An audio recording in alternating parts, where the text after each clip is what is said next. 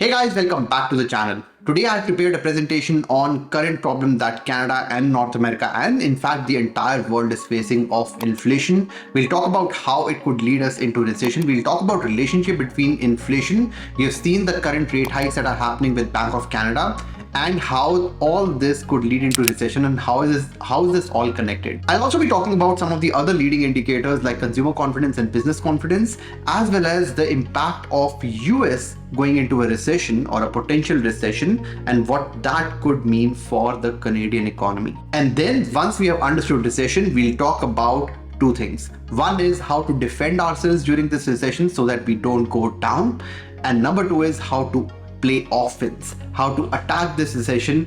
Recessions make the most millionaires. We'll talk about that and more. So let's get started. Alright, so let's go straight into the presentation where we talk about recession. First of all, inflation is at its highest since 1983. It's at 8.1% and it's nowhere close to what a common person is actually feeling. Let's talk about that, right? I'll not get into the technicality of why this 8.1% is a deflated number. There are certain factors that are not counted in this inflation, but let's look at how much inflation are we feeling, you and me as common people. We'll talk about shelter. So, some of you know that we have a condo in Kitchener. Our overall expenses, including the condo fee, mortgage and everything, was close to $2,400 last year when we bought the condo in 2021. Now, because of the interest rate increases, because of, a little bit of condo fee increase, all this inflation, which has led to, our interest rate was adjustable. There are advantages of that. There are certain disadvantages. One of the disadvantage is that it increases. So the mortgage actually increases as interest rate goes up, and it goes down as well as interest rate goes down. But that's close to $2,800 now. So it has increased by about $400 since last year.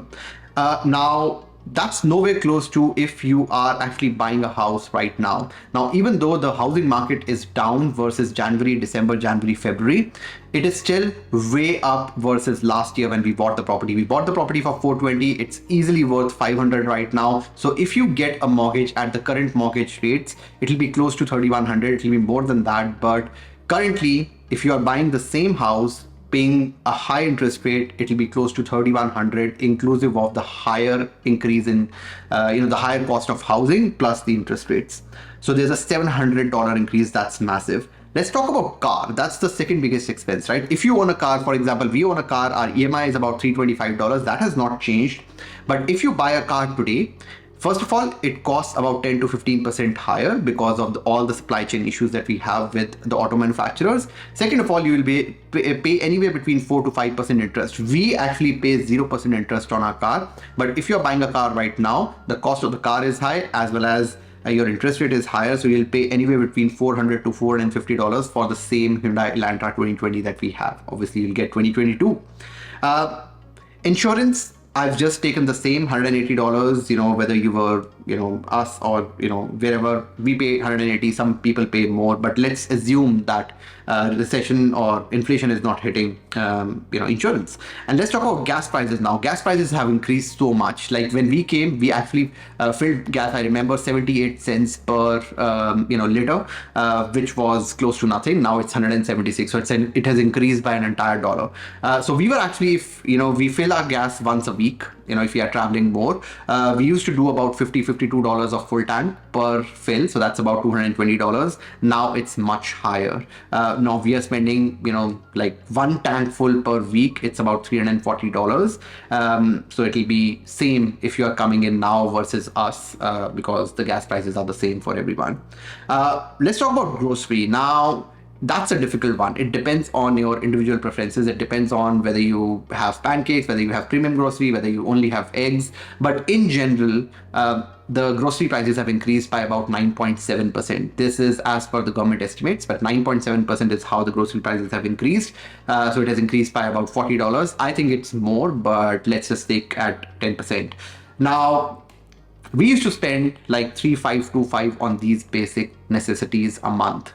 Now it's increased to about 16% for us. And if you're coming in new, because the house prices are higher, everything is at a premium. If you buy it today, you'll be paying 27% more. So the real inflation is anywhere between 16% to to 27%. So 8.1% is nowhere close to what a common person is feeling in terms of inflation. So let's talk about what caused all this inflation. Now, a lot of people say that it's supply chain issues, which is correct. But one of the major reasons why we are in this environment is because we actually printed a lot of money. Now, there was about $100 billion in the economy before the pandemic. Now we have printed 4 times more money. We have $400 billion in the economy more. So that means that people have more money to spend. That means that they spend more. The demand actually increases. The supply actually goes down. The curve doesn't work. And the cost of the same goods because of high demand increases. And then you also have high demand we already talked about. We also have supply chain issues. We also have Russia and Ukraine war, and that put a lot of pressure on the supply chain further. There was pressure on oil prices as well because 30% of the oil actually flows through Russia. And when the oil prices go up, that causes everything to go up. And the reason for that is transportation is dependent on oil. The petrol prices get expensive, diesel gets expensive, grocery gets expensive because diesel is required, transport is required, for the goods to go from one place to another. Airplanes get expensive. Everything gets expensive when oil prices go up. And that's a major contributor of why we are seeing such a high inflation right now. Now, the question is, are we in recession? I don't think so, at least not yet. And the reason for that is, for a recession to come, we have to have 2 consecutive quarters of economic slowdown. We have not had that. If you look at the GDP, this is up to Q1 of 2022. We are plus 0.8%. Yes, we did had a decline during the recession. That's during the pandemic, because the pandemic hit in 2020. We had 2 quarters of economic slowdown. So we were going into a recession. That's where they printed a lot of money. And we actually had a 9% in the next quarter. Now we have to have 2 quarters of consecutive negative GDP in order to go into recession. We are not there yet. Now, initial estimates say that Q2, the numbers are not out yet, but we might be negative in Q2, but we don't know that for sure. And we'll probably know that, in a couple of weeks' time. Now, the bigger indicator, and I'll talk about why this is a massive indicator, is because US GDP has actually declined in Q1 by 1.6%. And it's estimated that it will decline by another 1% to 2% in the next quarter as well, which is Q2. That means that US is likely to go into recession, as they call recession, which is 2 quarters of consecutive slowdown. And US is likely to go into recession, and that has a repercussion on whether Canada goes into recession, because US economy has a lot of stake into the Canadian economy in terms of foreign investment, and that could actually be pulled out and we can see a slowdown. We'll talk about that in a bit. Let's talk about other indicators of recession. And Canada is actually not looking as bad, at least not as bad as US.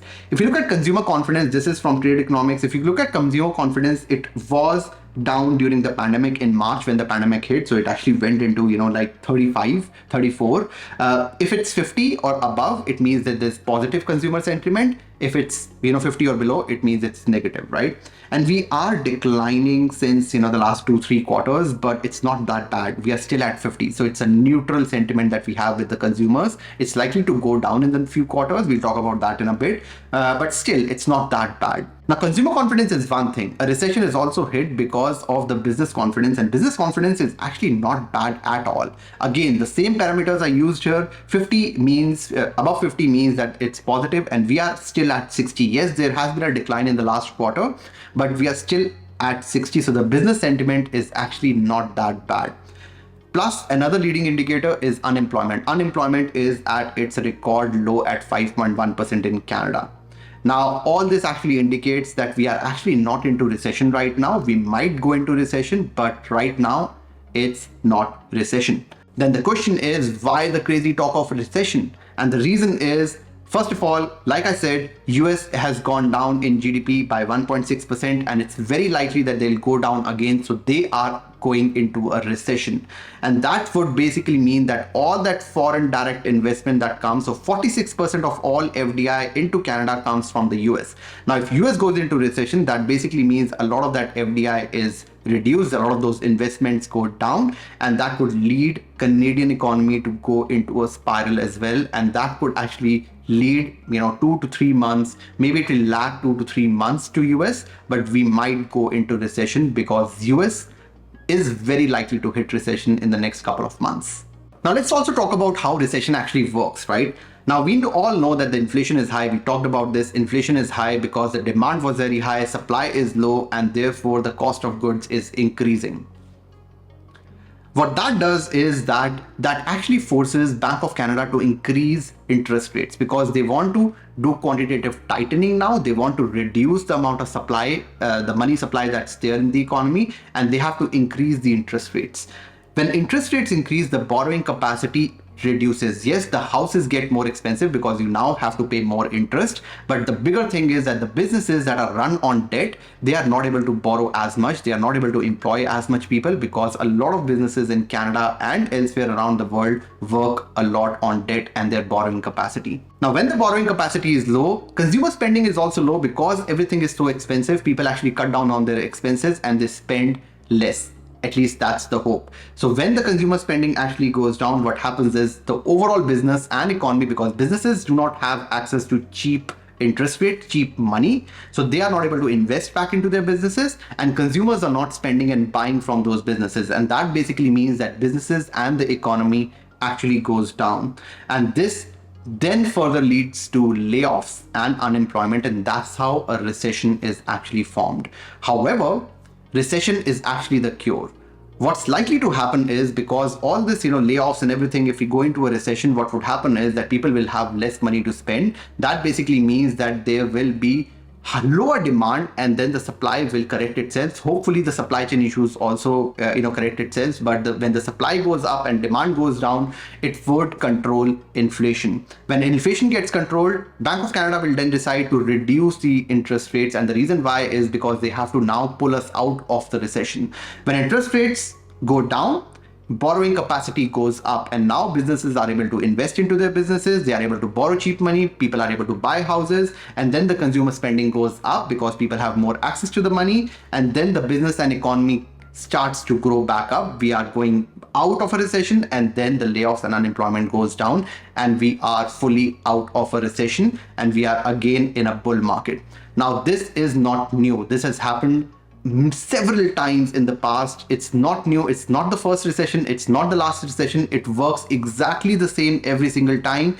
This is exactly how recession works. It works in cycles. It's not the first recession. It's not going to be the last recession. And I actually follow Minority Mindset a lot, Jaspreet Singh, and he says that history doesn't repeat itself, but it rhymes. Now I have two more slides to go, and these are probably the most important slides of this entire presentation. How do we fight inflation? There are two strategies. There are several strategies, but there are two types of things that we need to do. Number one is defend ourselves from inflation. We need to make sure that we are in a job that is stable. This is probably not the right time to change jobs. This is probably not the right time to go into a contract job. This is not the right time to maybe, go into a startup from a big company.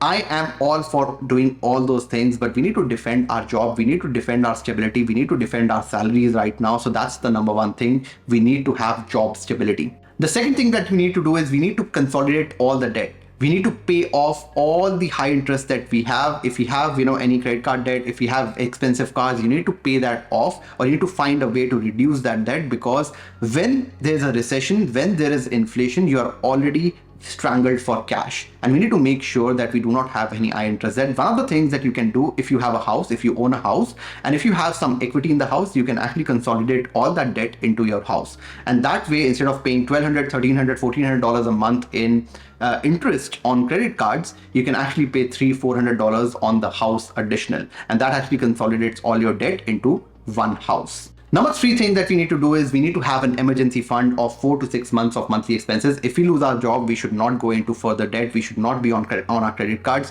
I like to have $25,000 in my bank account, even though it loses to inflation. I don't care. $25,000 just makes me feel safe and makes me more confident when I'm investing. Number four is budget.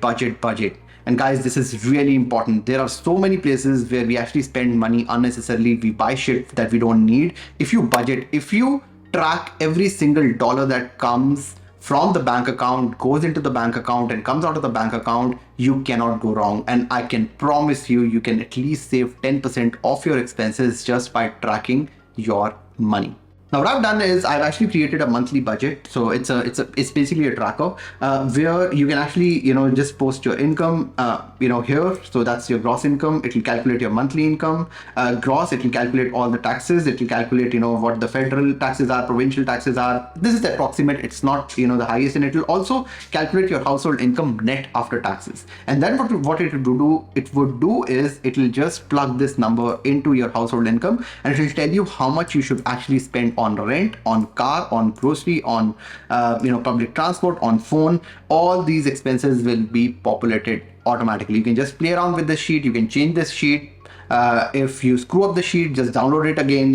It's fine. And then you also have expense tracker. This is what I was talking about. You need to track your expenses every single month. For instance, this is the date. So 2nd of the month, 1st of the month, 15th of the month, I paid rent, rental insurance, internet, utility bill. You need to track every single money that's actually going out. And I actually track income here. These are the expenses. So this is an addition of all the expenses that we have had. It's segregated into living expenses, grocery, restaurants, car travel, shopping, miscellaneous, work related. Because you have a business, there's work related expenses. And you need to make sure obviously that your expenses are way lower than your income, and you need to save as much as possible. So this is a very good way, and you can do this every single month, for every single date. It takes a lot of time, but I think it can actually save you a lot of money if you do this. Now, these were all the defense strategies, but there are some offense and attack strategies as well, so that you can make a killing during this recession. Number one is you need to make more money, period.